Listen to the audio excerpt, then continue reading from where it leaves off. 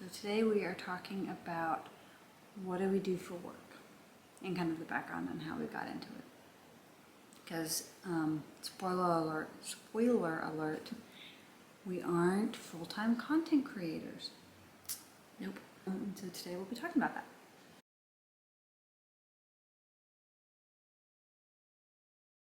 You want to go or do you want me to go? You can go. I've said this in the past. I'm from California, Southern California specifically. And ironically, again, this is spoiler alert, we both have 2 bachelor's degrees and a master's degree, and we'll kind of explain why. So I graduated from high school, obviously, and got my first bachelor's degree. I really didn't know what I wanted to do with my life. At 18, shocker, most 18-year-olds don't really know what they want to do, at least I don't think they do. But my mom is a nurse, and I loved watching her, work as a nurse. She worked on and off as I grew up. So I thought that may have been an option for me, but I also love children, and so it was kind of, I was always bouncing back and forth between being a nurse or a teacher, and particularly with younger kids. And so at the time, my next door neighbor and a friend of the family, she was a 3rd grade teacher, and she allowed me to work in the classroom and help her, and just to kind of get my feet wet and see if it was something that I'd be interested in. And so I fell in love. Of course, I love kids, so I fell in love with it. Decided to get my first degree to be a teacher. And then about maybe 3 months before I graduated with my first bachelor's degree, and I got my first bachelor's degree in Southern California, close to where I grew up. 3 months before graduating, the governor, nothing against him, but the governor ended up laying off a lot of teachers in public schools in the state of California. And so it was kind of daunting to kind of exit school and into that world, and a lot of teachers weren't making tenure, and so it was daunting. So I quickly made a shift to graduate from school with my bachelor's degree and immediately do a few prereqs, get into an accelerated BSN program, Bachelor's of Science in Nursing program that was really accelerated. I was not And about. she can do an accelerated program because she already had a prior bachelor's and she did the prerequisites. Yeah. Because not everyone can just do an accelerated program. Right, yeah. And I wasn't about to just spend another 2 years doing, schoolwork when I can just speed it up and, balls to the walls, go, get it over with. So I researched some programs, and there was a program in San Diego that I applied for and got into after I'd finished a summer. It was like a couple months of prereqs, and got into it and immediately started. And about, I think it was 13 or 15 months program it took me to finish my degree. It was pretty hectic and pretty busy. Couldn't do anything but that, really. And so glad I did it. Glad I got it over with. But that's how I got my second bachelor's degree. And when I graduated, I kind of wanted to combine my love for children and my now new nursing degree. So I looked around for jobs in San Diego. Actually, back up, excuse me. My pediatric rotation, I had a professor. She helped us with our clinical rotation, and she actually worked at the Children's Hospital there in San Diego. And I don't know if she saw a comfort level in me with children or what. She saw something, and she came to me, and that was not my last rotation in nursing school, but that was one of my maybe second to last semesters or courses. But she came to me at the end of my pediatric rotation and said, when you go to apply for jobs, I want to meet with you. I see something in you, and I want to meet with you, and I give you some pointers, and I want to maybe help you find a job that is best suited for you, specifically in a pediatric. I want you to apply for a position at Vanderbilt Pediatric ER. Long story short, I did it. She helped me get in by writing a really great recommendation letter. I took the job and I moved across the country, and it was the best decision I ever made. And then fast forward about 8 years later, I decided, okay, I'm exhausted. Back up, about 2 years after being in a pediatric ER, I decided I need to have some adult experience. So I transferred to an adult-based ER, and I worked there for about 6 years. That's where she's going to pause. Okay. Because then that's where I come in, Okay. and then we kind of go from there together. It's weird. A lot of our experience and our education, it parallels each other. Yeah, so I am from New Orleans or southern Louisiana area, which a lot of you already know, but I ended up going to Ole Miss for my undergrad degree. I was originally going to do a forensic chemistry major because I wanted to be a forensic pathologist. And so my first year, it was kind of like a pre-med prerequisites for medical school my first year. And then I realized I didn't really want to go to medical school because I didn't want the debt, and I didn't want to spend like 12 plus years getting an education and being able to be a doctor or a pathologist. Great for those that do it. Oh yeah, no, Awesome. I just, it just wasn't for me. So then I did decide that I thought I wanted to do nursing because I still loved medicine and I wanted to be in the medical field. And so my sophomore year at Ole Miss, I decided to switch gears to do, it was more prerequisites for nursing because at Ole Miss, you can't do a nursing degree at that campus on Ole Miss. You'd have to go to Jackson, Mississippi, which is like 2 hours away, and it's not like the true Ole Miss campus. So I had to get a different degree while at Ole Miss, but I could do all of my nursing prerequisites so that I could just go straight into nursing school once I finished.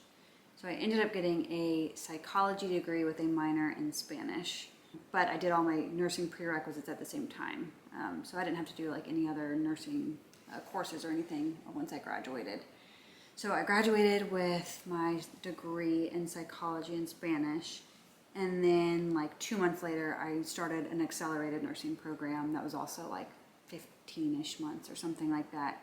And that was straight through, and finished that and got my bachelor's of science in nursing as well. So then once I graduated nursing school, I had my 2 degrees, my psychology degree and then my nursing degree. And Very, then, very, very similar. yeah, and I will say that once I graduated Ole Miss, I went to Belmont University in Nashville for just like that 15-month period to finish out nursing school. And then that's when I started at the ER that Whitney worked at. The adult ER. Yeah, adult ER. And so then we worked together in the ER for probably, I started in so like 2 years. Yeah. A little less than 2 years, a year and a half or so. And I always knew I wanted to be a nurse practitioner. Once I had started nursing school, I always knew like I wanted to That's going to be the next further step. my education and become a nurse practitioner. And I really wanted to get it over with, get it all done. Whitney I wanted took a little to. convincing. It did. Because she was, I would still say, fresh out of school, and she was kind of still in that mindset, and I'd been out for almost 8 years, and it's like, to be a student again and go through all of that is daunting, and just kind of like, I don't know if I'm up for it. And I really like school too, so. She's so good at it. It's so natural, and so like, I don't want to like toot your horn, but like it's effortless for you. And I stress myself. I think it's more of an effort for me because I stress myself out, and it's not warranted. I bring it upon myself. She's just kind of like, it's gonna be fine. Like, and she does well. It's like she has that mentality, not like I'll pass, I don't care. It's like I'm gonna get an A. Like it's gonna happen. I already know it, and I'm like, but it's a strong suit of mine. It School very is much. just a strong suit of mine. It's one of my strengths. I'll say that.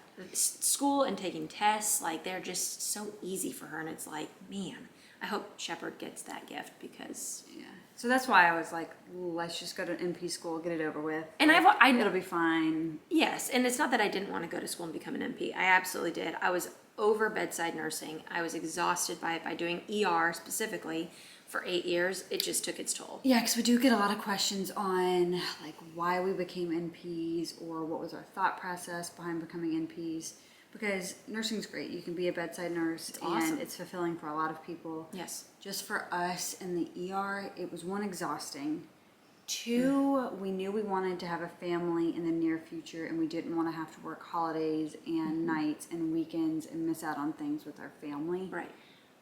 So we knew for like a quality of life and just like our everyday living that we wanted a more like Predictable. 8 to 5 kind of Or whatever schedule it is, just a very predictable schedule. And we knew we didn't want to work holidays because we didn't want to miss out on holidays with our family.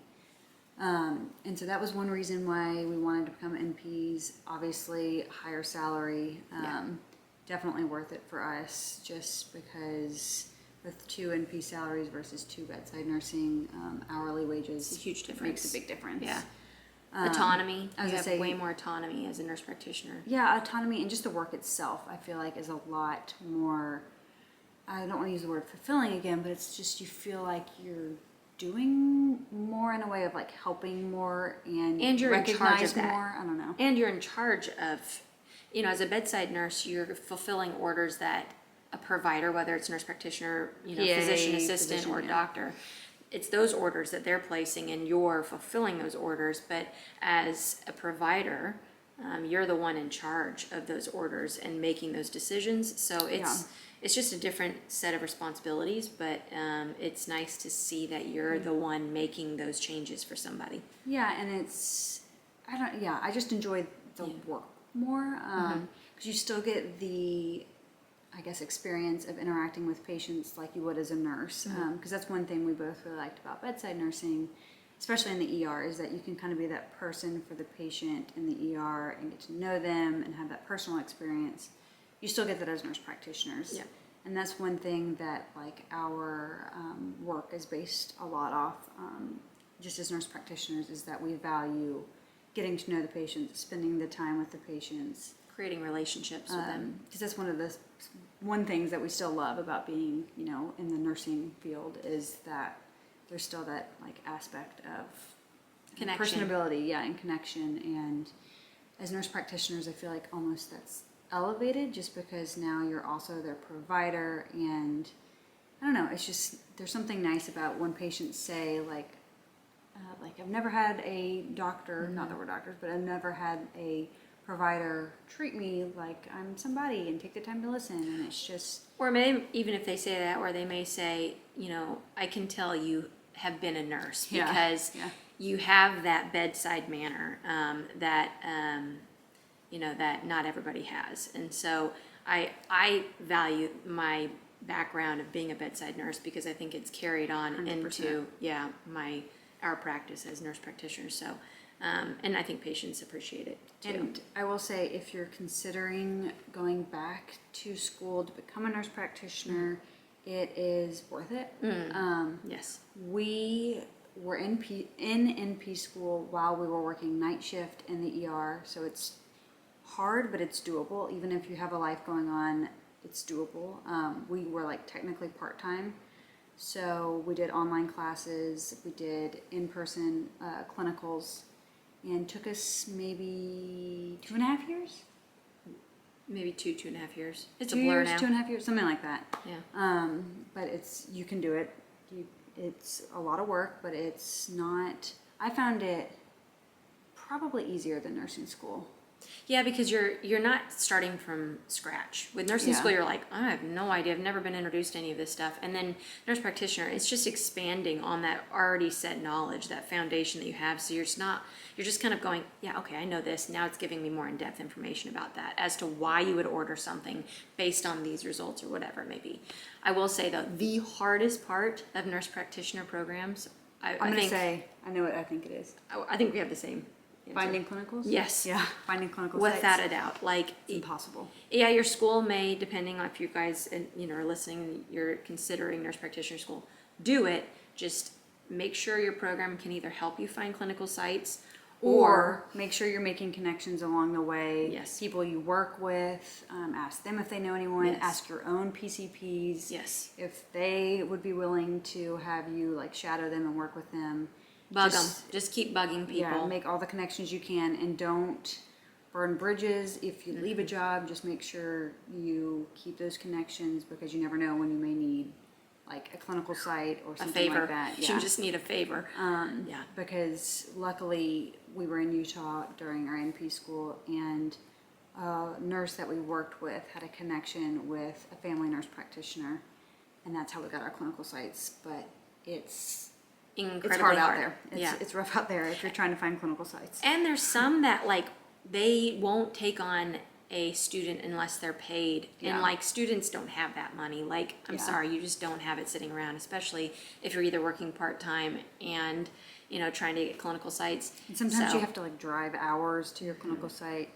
Yeah. Like I said, we got really lucky, and we did. actually got to do our clinical site at the same place with the same provider, so it worked And out she great. was Phenomenal. phenomenal. Like we We couldn't still have love gotten her. We still keep in touch. She's great. She was the best thing to ever happen to us. But that will with be the hardest part about MP school. 100%. The work itself really isn't bad. The schooling itself, I felt like was pretty, I don't want to say easy, but it wasn't hard.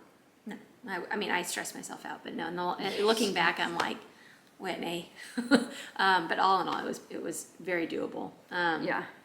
And I will say now we've been MPs for Almost a little over 2 years. Yeah, May, I think is when we yeah, graduated. yeah, that's true. So a little over 2 years. And we love it. Yeah, I will say, we work, like our current job, we work 8 to, depends. whenever our clinic is done. I mean, if we Yeah. want to work fast and work hard, and then we get our patients taken care of and We can leave seen. at 3. if we want to, yeah. Yeah. Or we can leave, you know, later if we absolutely have to, or if we're running slow. But We most of don't. the time, we're ER mentality, like work, work, work hard, and then Yeah. you know, you can You get the reward of getting to leave whenever you're done. yeah. We don't work weekends. No. We don't work holidays. No. We're not really on call at all. We are on call 1 weekend out of 6 weeks. Every 6 weeks, Yeah, yeah. that's a good way to do it. So it's really not that bad. We only work 4 days a week, so we each have a day off during the week. Mm-hmm. So I will say the schedule is like perfect for us. We Yes. love it. And we work in gastroenterology. That was my other point I wanted to make. There are so many specialties that you can choose. Just like if you're a bedside nurse, you can choose to be an ER nurse, you choose to be an ICU nurse, you know, med surg, Same whatever it as may be. NPs. And Yes. our degree is in family. We're family nurse practitioners, so that does give us like a very wide range as to what we can do. We just can't work in like in the ICU in a hospital And or I would not want to. yeah. I mean, Props to y'all that do, but whew, Oh, not for us. it's amazing that those people do that, but I think I've been burned out in the hospital. So Very high stress. Our job's very low stress, stress. very rewarding because you see the same patients, you work with them, you get them feeling better. yeah, And GI in general is just very, I don't want to say straightforward, but I don't know. It's almost you start to. There are a lot of GI issues that you see throughout a week or a day or whatever it may be, but you end up seeing a lot of the same. And again, every patient's different. They all have different ailments and they all have different diagnoses. But you kind of have an algorithm for each like set of symptoms, and there's certain tests that you do for each set, and certain medications that are for each diagnosis. and it was a huge learning curve because you know we went. 100%. We And we went from obviously we're still learning too. Oh, absolutely. But I think we always knew we wanted to specialize in something in nurse practitioner, whether, you know, it's ortho or GI. Yes. And we just happened to land into GI, and both of us, and I'm glad. I'm very grateful because I like that it's a specialty, but I also like that, again, it's low stress and you see a lot of great outcomes and you can make relationships with patients. And so And it's a pretty, like, I will say, happy field. Yeah. Like, there's not a lot of, like, I don't know, terminal illnesses or No. death or anything like that, where there are some specialties you're dealing with that. yes. So it's people- a very uplifting, Yeah. I guess, specialty. Although when people we go, oh, we're GI nurse practitioners, and they're like, ooh, butts and guts. We do deal with hemorrhoids and stuff like that. Sure. But personally, that's my favorite thing to treat, are Yeah. hemorrhoids. So Yeah. And it's not a lot of poop. You think GI is like poop. No, it's not. I mean, we're really not dealing with a lot of that. So, and everybody poops. So and who every, cares? yeah, I mean, really. So, and I think the ER has desensitized us a lot. Yeah, There nothing is can really shock us No. or throw us off. no. So, but I will say, going back to, you know, nursing and MP, when you start, if you're a nurse or you're wanting to get into nursing, My take, just because I'm going to say this is how I went about it, and actually Alex too. If you want to be in a specialty like ICU or ER, just do it. Don't do med surg. If you don't want to do med surg, do your best to get into the department that you want to start out in. Like, don't do this. Don't settle. No. Because, I mean, unless you have to. Yeah. But if you want to be in ICU and you're offered an ICU position, Take it. Yeah, it'll be a big learning curve, but you'll catch on quickly, and then you'll be so happy you didn't have to start in med surg and then work your way up to what you actually want to do. Now, if you want to be in med surg, Great. awesome. Do it. Start in med surg. Yes, do it. But if you're given opportunities to start where you want to, just take them. I know it may be scary, or it may feel like it's going to be a lot, but it's going to be worth it. Because the people that are hiring you know that you're a brand new nurse, and they know that they have to teach you and spend the time and the energy to get you up to speed. And one thing I found, that if you get a new nurse like Alex, when I trained her, I'm going to teach her the ways to be a good ER nurse, not to unteach something that she's already been taught on another floor. I'm teaching her from ground zero. This is what you have to do to be a good ER nurse. And just don't underestimate yourself. Yeah. You got it. Yeah, you'll do fine. Yeah. And I will say, don't stay somewhere where you're unhappy. Oh gosh, yeah. Life's too short to like stay on a unit where you don't like the people you work with, or you hate your schedule, or the whatever it department. may be. Yeah, or the specialty. Department. Yeah. Just switch. I know also it sounds scary to just leave something that you've already got going on, but if we've learned anything, it's don't stay in a place or working in a place where you're not happy, or you hate your job, or you hate what you're doing. Or you're not paid well, or whatever it may your be. schedule's terrible. Yeah. Whatever it may be. It's worth it to just take the leap and try and find something that like fits more of what you want. Yeah. That would be one piece of advice. Because nursing is stressful in general. There's no need to add on extra stress by being unhappy where you are. And that's in any, not just in nursing, that's in any job, but specifically from our experience, nursing can be stressful. So, yeah. We enjoy what we do. We do. We encourage you, if you're thinking about it. Somebody told me, if you're thinking about, and this was prior to even meeting Alex, if you're thinking about going back to nurse practitioner school, time is ticking. So you might as well be productive and getting your goals met while it ticks. Just do it. I mean, it's better to do it now than to regret not doing it later down the road. Yeah. So I'm very grateful I did it. I'm glad that I actually said, let's start like in a couple months. And she was like, no, let's do it. No, let's do it. Let's And I just was get like, it over with. Let's start and get moving. And then looking back, I'm going, okay, well, had we started a couple months later when we were graduating, I was like, oh my gosh, I'm so grateful we did, because I'm so glad this is done. But yeah, if y'all have any questions about, schooling or our jobs or anything at all, feel free to ask. Yeah. Just because we try to be resources for people trying to get into nursing or nurse practitioner school or whatever it may be. We are on social media, but we are also nurse practitioners.